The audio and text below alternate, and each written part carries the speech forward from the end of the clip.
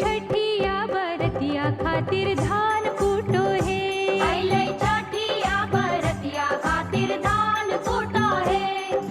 लड्डू बनाबो हे बरती लड्डू बनाबो हे। लड्डू बनाबो है बरती लड्डू बनाबो है। अरवा चावल और गुड़ के बरती लड्डू बनाबो हे। अरवा चावल और गुड़ के बरती लड्डू बनाबो है।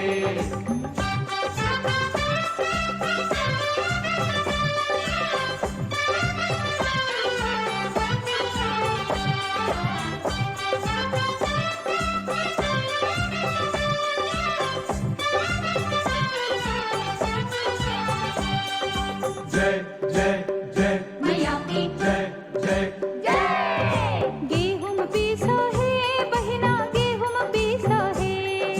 गेहूं पीसो है बहिना गेहूं पीसो है। अइले छठिया बरतिया खातिर गेहूं पीसो है। अइले छठिया बरतिया खातिर गेहूं पीसो है।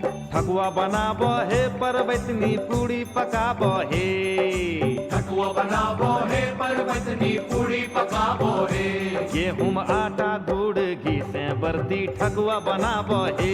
गेहूं आटा गुड़ घी से बरती ठकुआ बनाबो है।